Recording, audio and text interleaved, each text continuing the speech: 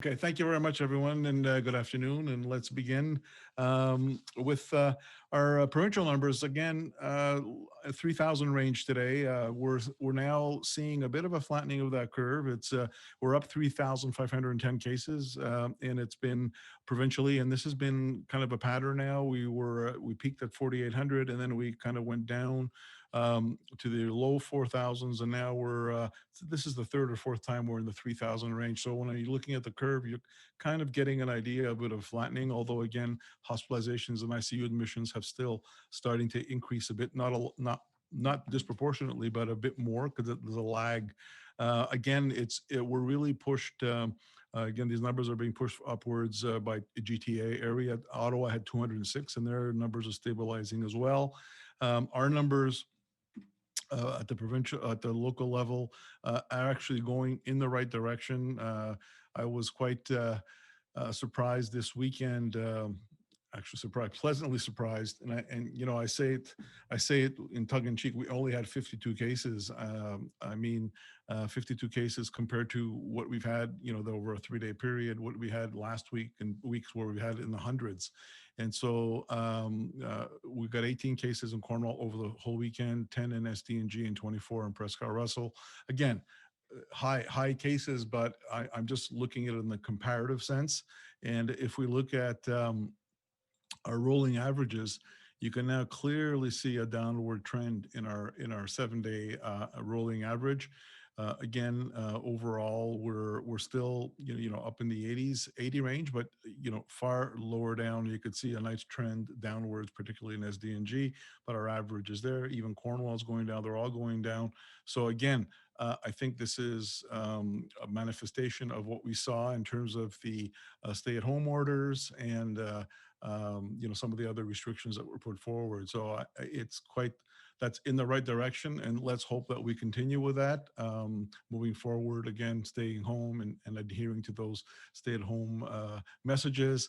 As you know, we're still in this lockdown right now with the current stay-at-home order until May 20th. So hopefully, like I said, we will come out of this in a much lower range, red, orange, whatever we come out of, there'll be, the appropriate loosening of restrictions. So I think that's quite important for us to get that sense. And we're seeing that sense provincially. Again, it'll take longer for other health units to go down, like for example, Peel in Toronto. But I do think that there will be likely a regional approach as we get out of the lockdown, and where we go in terms of the next steps and next phases and next colors will be sort of done on a regional basis, which is good because again, things are different in different areas, but it seems to be going down. Even the Toronto numbers are starting to go down in terms of 7-day trends, but they're really high as well. So that's where we are. We've again, we're up to 357 active cases. We've got 34 hospitalized and 6 in the ICU right now. We had 2 more deaths that we added, unfortunately, over the weekend, and 2 deaths that were added late last week as well to bring us up to 100. Again, very tragic. Our outbreaks, we have 7 at this point. Again, most of them are residents in our staff in some of these on these homes, and we are now almost up to 54,000 vaccines delivered in our area. I want to now just go over a bit some of our outbreaks here. There's really, again, not much. We're continuing with St. Joseph's. There's still 1 active resident and 1 active staff there. In terms of, we have a couple of other homes, which are group homes that, again, have minimum number of residents and or 0 number of residents. And we're just continuing to follow those with our precautions moving forward. But again, a trend in the right direction in terms of the long-term care and retirement home facilities. Want to talk about now vaccinations. a few things, a few updates, and as you know, we all had anticipated that as of Friday morning, pregnant women would be able to register for an appointment for a vaccine. They were placed in the highest risk category, and this was due to the fact that we had seen an increasing number of ICU admissions among otherwise pregnant women with no other underlying medical conditions. And in fact, it was seen, nationally, and so that led to the National College of Gynecologists and Obstetricians to recommend it, and this was followed by the government here in terms of placing them on the highest risk category. So they are able to make an appointment at our health unit clinics to be able to be vaccinated along with the other highest risk areas. The other thing that we are anticipating this week is likely, and again, this is something that will be confirmed later on, but there will be likely a movement towards a younger age group. Again, it's not confirmed, but we're having a meeting this afternoon, actually today, after this meeting, to go over some of the new allocations and so on.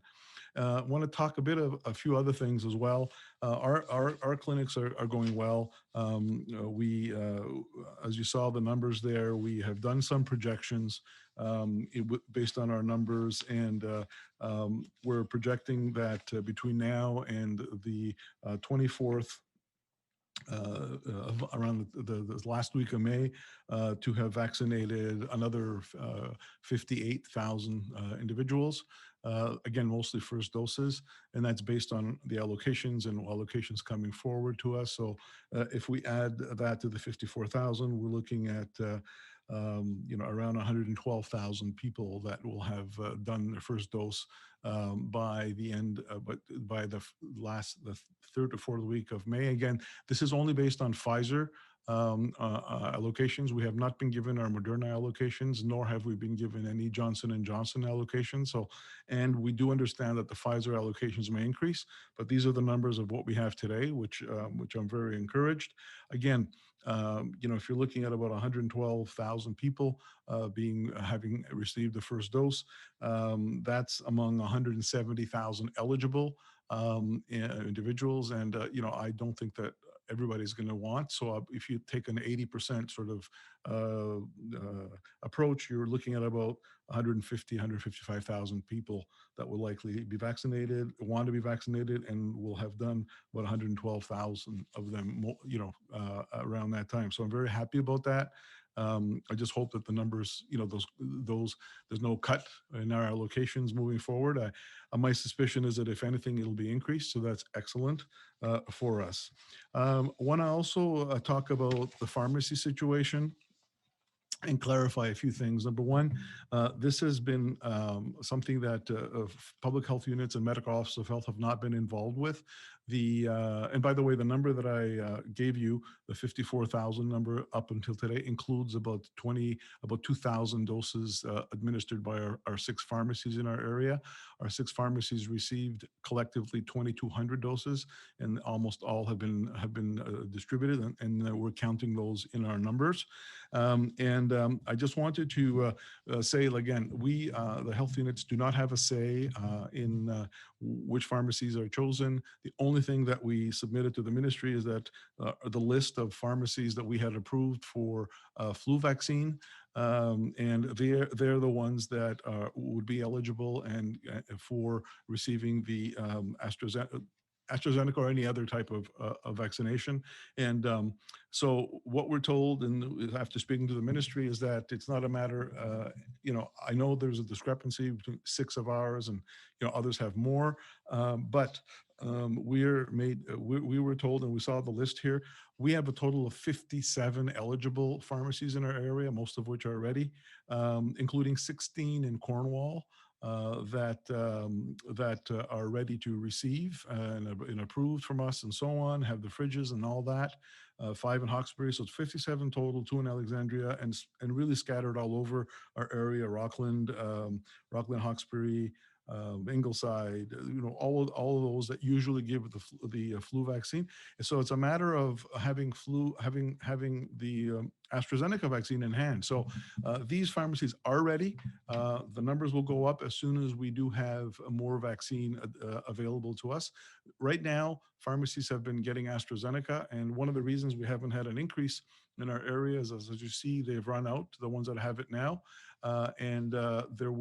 We're expecting more AstraZeneca over the next week or two, but apparently that's been delayed. So that's what's happening. My suspicion is that the pharmacists may also receive Johnson & Johnson. So as we get that, we get more information, we will be sharing that.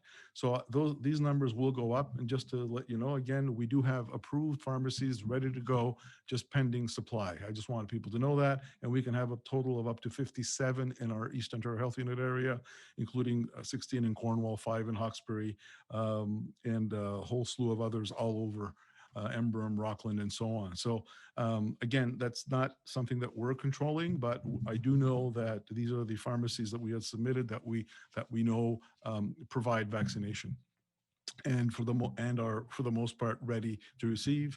A lot of them have already latched onto the system, the COVAX system, which is the registration system. So it's a matter of getting that. But I guess I just wanted to say as well that they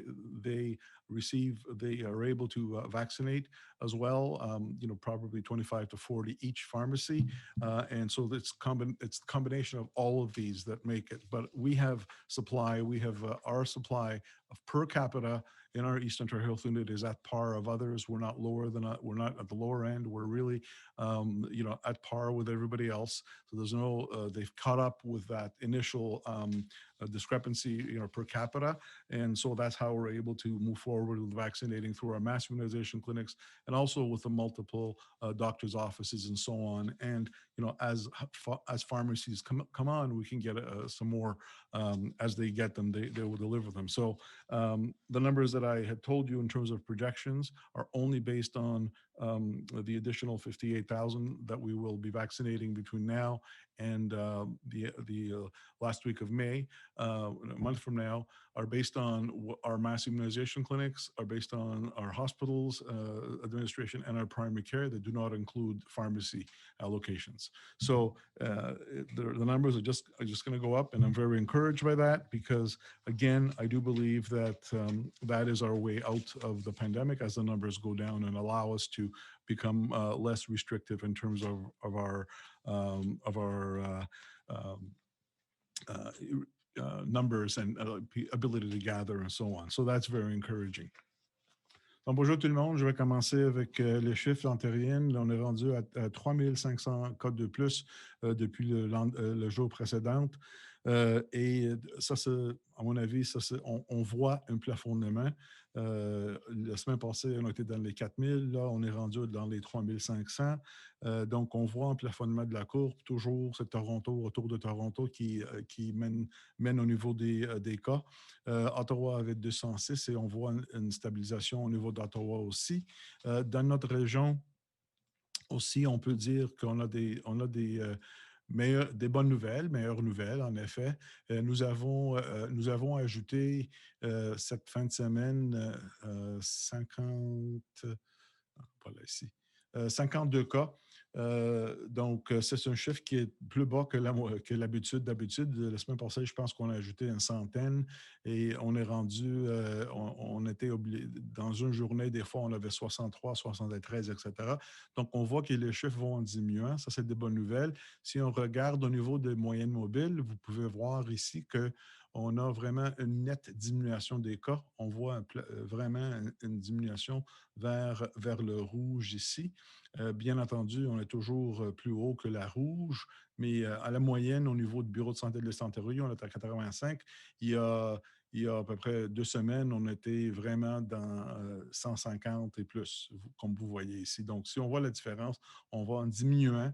SDNG aussi suivent beaucoup plus bas que le restant, mais à la moyenne, on est ici. Et vous voyez, même Cornwall commence à diminuer. Donc, ça, c'est des bonnes nouvelles à mon avis. Et ça, c'est une bonne réponse, si vous voulez, au niveau des précautions qu'on a prises. Là, on est rendu dans la 3e semaine. On a une autre 3 semaines, je pense, tout l'état d'urgence va terminer en mois le 20 mai. Et j'espère qu'on va être soit dans le rouge ou dans l'orange à ce moment-là.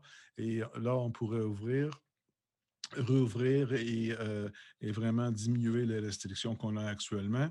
Mais vraiment, on voit une bonne réponse. J'espère qu'on pourrait continuer avec tous les règlements, toutes les restrictions et confinements qu'on a actuellement.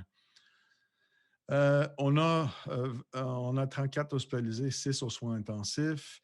Bien, on a 7 flambées actifs et vous voyez, on a presque 54 000 de vaccins donnés dans notre région. Donc, ça, c'est des bonnes nouvelles au niveau des vaccins. Je vais en profiter de parler un peu des vaccins, mais avant ça, juste pour dire, au niveau de flambée, ils sont stables actuellement. On a quelques qui ont des résidents, mais on a d'autres qui n'ont pas de résidents et on a juste quelques-unes qui ont des flambées dans les maisons de retraite ou de maisons des foyers de longue durée. Au niveau des vaccins, on a des bonnes nouvelles. En effet, comme vous voyez tantôt, on est rendu presque 54 000 vaccinés, qui inclut 2 000 qui étaient donnés par nos 6 pharmacies dans notre région. Nous prévoyons que nous allons avoir vacciné un autre 58 000 à peu près personnes d'ici la dernière semaine de mois de mai. Et ceci comprend tous les cliniques que nous allons faire, ainsi que les cliniques que nous allons qui sont faites en soins primaires, mais ça exclut bien sûr les pharmacies et aussi c'est se baser juste sur nos allocations du Pfizer pour le mois prochain. On entend toujours des rumeurs, des bonnes rumeurs que le débit de Pfizer va augmenter fin mai aussi beaucoup plus et aussi que peut-être on va... Puis, tout ça ne prend pas compte les livraisons de Moderna ni de vaccins de Johnson Johnson. Je veux dire aussi que maintenant, on est au niveau de l'âge 60 et plus et nous avons ajouté vendredi passé toutes les personnes enceintes, les femmes enceintes sont à risque de développer malheureusement développer d'être admis aux soins intensifs, en effet. Et pour cette raison, les femmes enceintes sont mises dans le risque le plus élevé au niveau des conditions médicales. Donc, les femmes enceintes pourront téléphoner sur la ligne centrale et prendre rendez-vous pour se faire enregistrer pour qu'ils puissent être vaccinés pour ça. On attend aussi que cette semaine d'avoir une diminution d'âge, probablement à 55, mais on va avoir plus des mises à jour cet après-midi, mais je pense que ça va diminuer. Et aussi, nous allons juste parler un petit peu des pharmacies. Comme vous savez, on a 6 pharmacies dans notre région qui ont d'AstraZeneca et c'est moins que les autres bureaux de santé autour de nous. Il faut dire que les bureaux de santé et les médecins hygiénistes n'ont aucun rôle à jouer. On a à choisir ou à diriger où les vaccins vont aller. C'est directement fait par les pharmacies et le gouvernement. Mais nous avons la liste parce que nous savons que c'est les pharmacies qui reçoivent en temps normal l'influenza sont éligibles et prêts à recevoir l'AstraZeneca. Donc, nous avons 57 en total dans notre région, inclus 16 à Cornwall, 2 à Alexandria, 5 à Hawkesbury, au moins 4 à 5 à Rockland. Donc, on a pas mal de pharmacies dans notre région. Le problème arrive qu'on n'a pas assez de vaccins. AstraZeneca apparemment il était supposé d'avoir une livraison cette semaine. C'était retardé, donc on n'est pas sûr. Donc, aussitôt qu'on reçoit les vaccins, on va avoir sûrement d'autres pharmacies qui sont prêts à embarquer sur le programme au niveau à travers de toute notre région. Donc, ça, c'est aussi des bonnes nouvelles, malgré que nous n'avons pas un mot à ça. C'était plutôt relié, c'était plutôt quelque chose directement avec le gouvernement et les pharmacies. Par contre, nous continuons à distribuer les vaccins aux soins aux médecins de soins primaires, les cliniques de soins primaires, etc. Et donc, avec tout ce débit et quand on va augmenter le débit de pharmacie, on va avoir encore beaucoup plus de possibilités à être vaccinés dans notre région. Donc, ça, c'est des bonnes nouvelles pour nous. Et je pense qu'on va continuer. Juste pour dire, nous allons planifier des cliniques d'ici la dernière semaine de mai. Et nous avons ajouté quelques-unes au niveau de Embrun. Et nous allons avoir une clinique, bien sûr, à Morrisburg aussi, qui va se faire... on va l'avoir la deuxième semaine de mai aussi. Donc, on commence à avoir des cliniques partout. Donc, ça, pour nous, ça, c'est des bonnes nouvelles. So I'm going to go on to my questions. If I can find them here. I've got all my notes. Here we go. I just want to say again, one thing that I missed is that we have confirmed a clinic in South Dundas in Morrisburg the first week. I think the 10th of May. We'll be doing it in the arena there. Okay, so the first question is the herd immunity. I talked about it. When do I think I'll reach herd immunity? Well, like I said, when we're 70 to 80% vaccinated 2 doses, and that's going to be sometime in the summer. We'll see. Like I said, right now we'll be approaching the 60 to 75% mark by the end of May, if not sooner.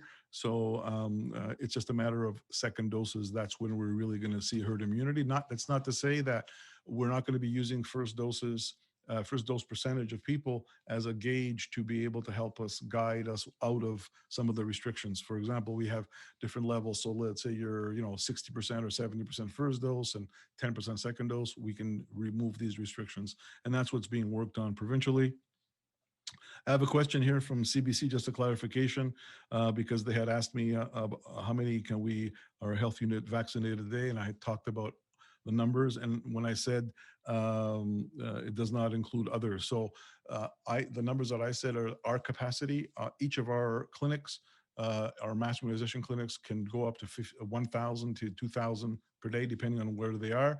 And if I do 6 at a time, you could do the math there. And I said that's only our capacity, our direct capacity, but that excludes, like I said, total numbers, what the pharmacies are administering and what the primary care doctors are administering as well. So what I meant, again, just to clarify, is our clinics, the ones that we run in, that are the mass immunization clinics that are done in the various arenas across or big sports complexes across our region. Again, a question about the pharmacies. I clarified that. I also clarified about the numbers. I think I will meet the goal of 40 to 50% of first dose, certainly by the second week of May. When will the people who've received the first dose but were able to book a second appointment or the second dose able to do so? That's important, and I'll actually read that in French. I'll answer that in French as well. We are now waiting for the ministry. There's 2 ways. The ministry is either going to put the appointment capacity in the reservation system, or we will have to pre-register them, and that's something that we're waiting for the minister to clarify. In any which way, those individuals will get notified. La question que j'avais, c'est que quand les personnes qui n'ont pas le rendez-vous pour le 2e vaccin vont avoir le rendez-vous, je dis qu'on attend le ministère, soit ça va être, ils vont mettre la capacité de se faire prendre un 2e rendez-vous avec le programme de réservation provincial, ou on va faire une pré-enregistration avec le bureau de santé. On attend la clarification avec le ministère et nous allons sous peu communiquer avec tout le monde. De façon à l'autre, tous les personnes qui devront recevoir une 2e dose vont être contactés avec les institutions sous peu. Is the Health Unit planning on changing organizers of the upcoming charging? Oh yes, is the EOHU planning on charging organizers of the upcoming May 1st anti-mask protest? I can tell you that that we're speaking with the police, and again, if the regulations are broken, there will be charges. This is done by the police, and I can tell you that the same had happened in Alexandria. I mean, I have communicated with with the commander of the SDNG, and they are on this, and they will be charging if necessary. So the same that happened in Cornwall last time, some people were charged. Expect the same thing to occur in future protests as well, if should they be breaking any particular regulation at that point in time. Jenna, I'm ready to go. Thank you, Dr. Paul. Merci. Our first question comes from Philip Blanchard, Morrisburg Leader. Please go ahead. Hi, Dr. Paul. You took a little bit of my first question there. Well, mind reader. I'm sure you are. So to that effect, with May 10th in the Morrisburg Arena, can you provide a little more detail about that? Like it's a one-day clinic. It's going to be a one-day clinic, and certainly returning as well. We're going to come back because we're going to have to give a second dose. And depending on numbers and depending on demand, we might come back. Our staff went and visited the clinic, Philip, and we wanted to make sure that there was accessibility. That was the reason that we delayed. There was a few places where we thought that the arena was the best. There's going to be some modified entrance from the back to accommodate individuals. So yes, it'll be on May 10th, and we're anticipating to be able to do at least 500, if not 600 people. Again, it depends on our volume of vaccine, but it won't be just a one-off. We're going to go back to give a second one at least. And are those new spots that are going to be added into the system, the provincial system? So like if somebody already has their shot booked, say in Winchester, they won't get pushed into this one. No, this is new places. New places. Okay. Yeah. Okay. So my other questions, you said you were pleasantly surprised by the direction our numbers are going overall. Have you started to see that trend applying to hospitalization and ICU numbers? Yeah, actually, our hospitalizations are down from last week, and our ICU numbers are down on half now. We still got 6 in the ICU. Last week at this time, we had 11. Okay, and the lag with that, how long of a lag do you usually find between normal like population numbers going down and the hospitalizations and that? It's about a 7 to 10 day lag, if not more. It's what happens is, because most of the time what happens is initially people get diagnosed, so it counts as a case, and then they deteriorate over 4 to 7 day period. So I stretch it by saying 10 days or so, but it's that time period, because it's you can imagine somebody got tested, they were okay, and then they started to deteriorate. So it's at least a week lag. As the active cases are going down, what point do you think that we'll start seeing a regional plan to reopen schools? And do you see EOHU region schools reopening mid-May when the stay-at-home order expires? Actually, we had a meeting this morning with the ministry and medical office of health to discuss that. And we're looking at, at what level would we be comfortable with opening up? Like, at what level would we be? Certainly would have to be less than red. But we do anticipate that perhaps we're looking at the next couple of weeks of potentially reopening in the middle of May. Yes, we are looking at that, and that will likely be a regional approach as well, because other areas may be have higher numbers at that time. Okay, and just one last thing, and I know I've taken up a lot of your time. Sorry, everybody else on there. The exposure statistics that you have on the EOHU website on your dashboard, they take into account a period from September 1st to present, which factors in both second and third waves. Are you able to provide a more specific breakout of the numbers for each of those separately? Because that'd be good for a comparison. I can look into that. It's very difficult to extract it. It's just a matter of looking at different sets of data and looking at the timelines.